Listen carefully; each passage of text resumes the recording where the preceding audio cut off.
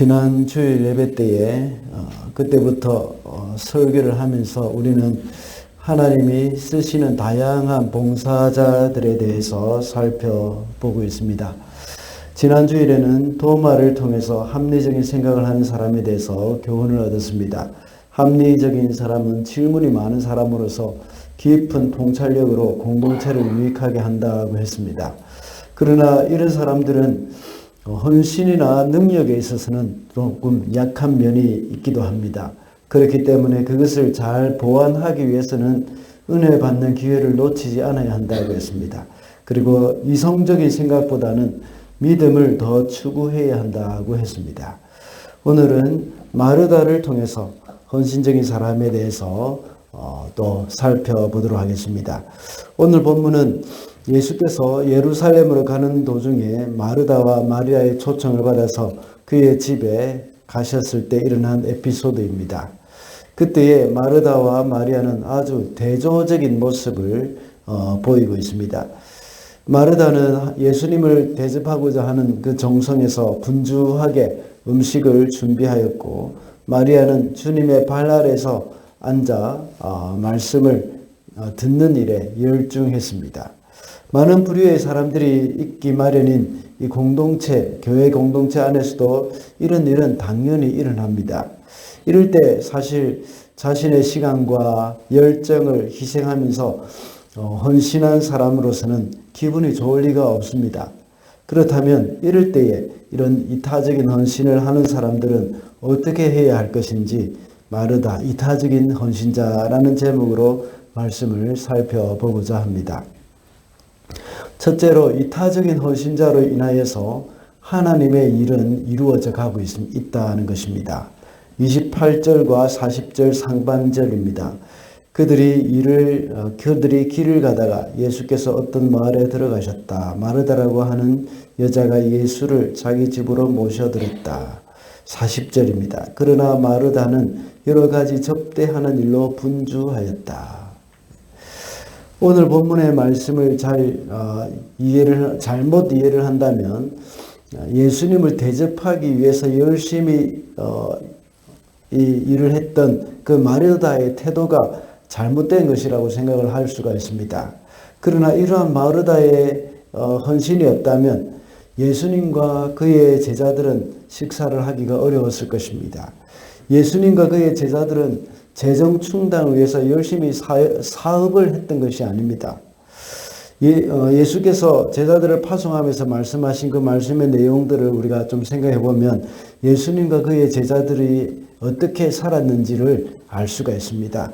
사역하러 다니는 동안에 누군가 영접해주면 그 집에 들어가서 머물 수가 있습니다. 그러나 아무도 영접해주는 사람이 없으면 그냥 밖에서 잠을 자는 겁니다.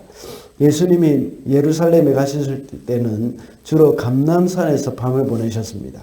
거기서 기도도 하시며 또한 거기서 주무시기도 하셨습니다. 그리고 주머니에 돈이 많이 없었습니다. 누군가가 감사헌금을 하면 그것을 받아서 먹을 것을 구입하기도 했습니다.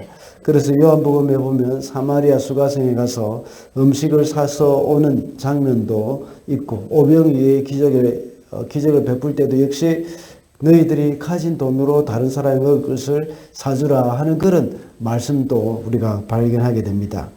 그리고 그 돈으로 다른 어려움을 당한 사람이 있으면 도와주기도 했다는 것을 사복음서를 통해서도 우리가 알 수가 있습니다.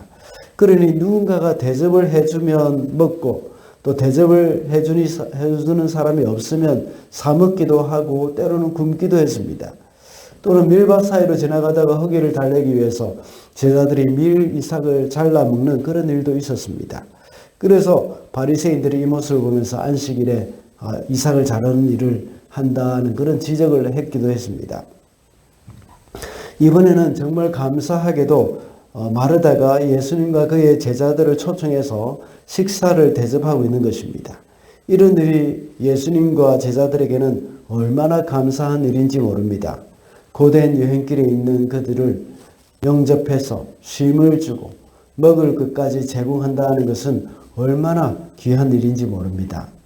어느 교회든지 이러한 성도의 헌신이 없으면 이 교회 공동체는 어려움을 겪습니다.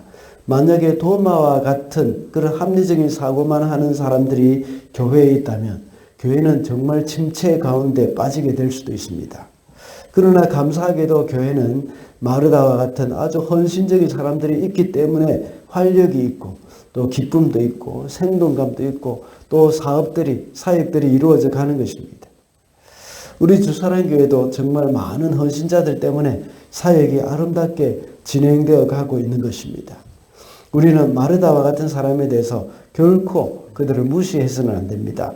이런 사람들이 교회의 큰 기둥의 역할을 하고 있고 또 많은 사람들을 섬기면서 교회 공동체에 유익을 주고 있습니다.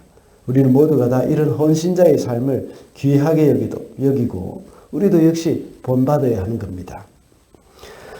둘째로 이타적인 헌신자는 다른 사람을 통제하려는 마음을 조심해야 합니다. 40절 말씀입니다. 그러나 마르다는 여러 가지 접대하는 일로 분주하였다. 그래서 마르다가 예수께 와서 말하였다.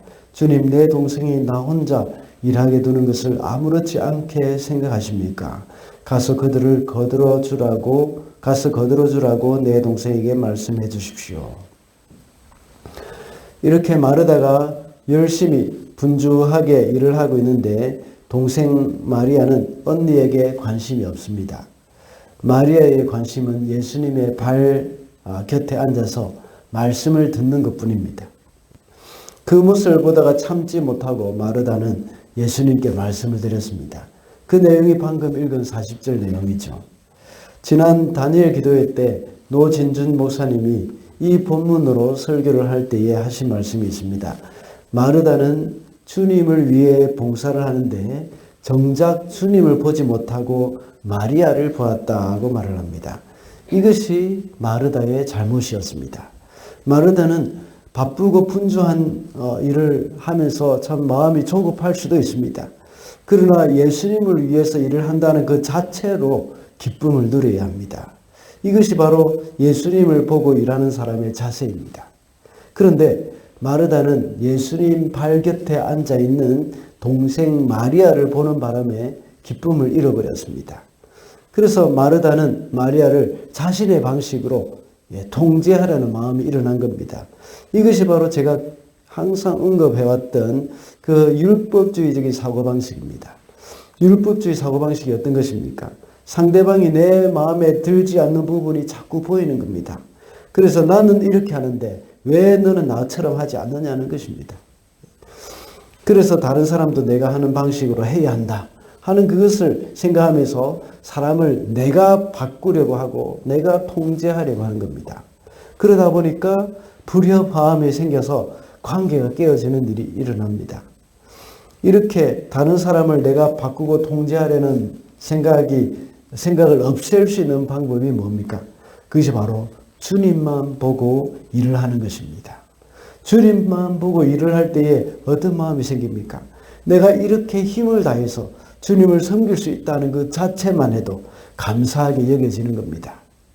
마르다가 자신이 사랑하는 예수님께 식사를 대접할 수 있다는 것만 해도 감사해서 정말 기쁨으로 감당할 수 있는 겁니다. 그런데 주님께 고정해야 할 그 시선을 다른 사람에게 돌릴 때 나만큼 일하지 않는 사람들이 자꾸만 눈에 보이게 됩니다. 그들을 자기식으로 만들려고 하는 겁니다. 그래서 나는 이렇게 열심히 일을 하는데 오늘 같은 이런 특별 새벽 기도회 때는 왜 또 다른 사람은 오지 않는지, 이 사람을 와야 되지 않겠느냐 하는 그런 생각을 가지게 될 수도 있습니다. 그러므로 우리는 늘 하나님 앞에서 주님만 바라보면서 일을 할 때에 그때에 정말 하나님 앞에 다른 사람을 통제하려고 하지 않고 나 스스로가 그 자체를 통해서 은혜를 누리게 된다는 것입니다. 마지막으로 이타적인 헌신자는 하나님의 말씀을 배우는 일에 소중하게 여겨야 하는 겁니다. 39절 말씀입니다. 이 여자에게 마리아라고 하는 동생이 있었는데 마리아는 주님의 발 곁에 앉아서 말씀을 듣고 있었다. 오늘 본문에 보면 주님 발 곁에 앉아서 말씀을 듣고 있는 마리아의 모습이 보입니다. 반대로 마르다는 열심히 일을 했던 것입니다. 사람은 저마다 자신이 중요하다고 여겨지는 일에 치중하게 되어 있습니다. 마르다는 이렇게 열심히 식사 준비를 하는 까닭은 그에게 있어서 이 식사 준비가 더 중요하기 때문입니다. 마르다와 같은 이타적인 헌신자들에게는 이렇게 말씀을 듣고 앉아있는 것이 너무나도 이론적이라고 여겨지기 때문입니다. 그래서 영적인 은사나 지혜의 가르침보다는 실제로 일하는 것이, 실제로 행하는 것이 더 중요하다는 생각을 합니다. 그리고 이 일이 다 끝난 후에도 이제는 말씀을 들어야지 하는 것이 아니라 들어가서 이제 쉽니다. 왜냐하면 그동안 일을 한다고 너무 힘들었기 때문입니다. 그러나 마르다와 같이 헌신을 하는 그런 사람들은 의도적으로 배우는 시간을 가져야 합니다. 작년에 우리 알파 사역을 하는 동안에 모든 봉사자들은 봉사만 하고 가면 된다고 생각하는 그런 경향이 있었습니다. 그래서 처음부터 그렇게 하지 말라고 했었죠. 모두가 말씀을 들어야 한다고 했습니다. 그 중에 주방팀이 일찍부터 와서 일을 시작하고 또 설거지까지 하기 때문에 빼달라고 했지만 그래도 함께 말씀을 듣자고 이야기를 했습니다. 그리고 이 마르다와 같이 헌신이 강한 사람들은 이렇게 말씀을 듣는 것조차도 무엇으로 생각할까요? 주님을 위한 봉사로 생각을 합니다. 은혜를 받고 충전받기 위해서 말씀을 듣거나 양육 과정을 하는 것이 아니라 하나의 사역으로서 말씀을 들어주는 겁니다. 다른 말로 하자면 사람이 너무 적어서 썰렁하기 때문에 가서 자리를 채워주는 사람으로 앉아있는 겁니다. 우리 제자훈련 지원자가 너무 적기 때문에 나라도 가서 그 지원을 해서 자리를 메꿔줘야 한다는 그런 생각을 하는 겁니다. 심지어 새벽기도조차도 사역으로 나옵니다. 새벽기도에 나라도 가서 자리를 채워야지 하는 생각으로 나옵니다.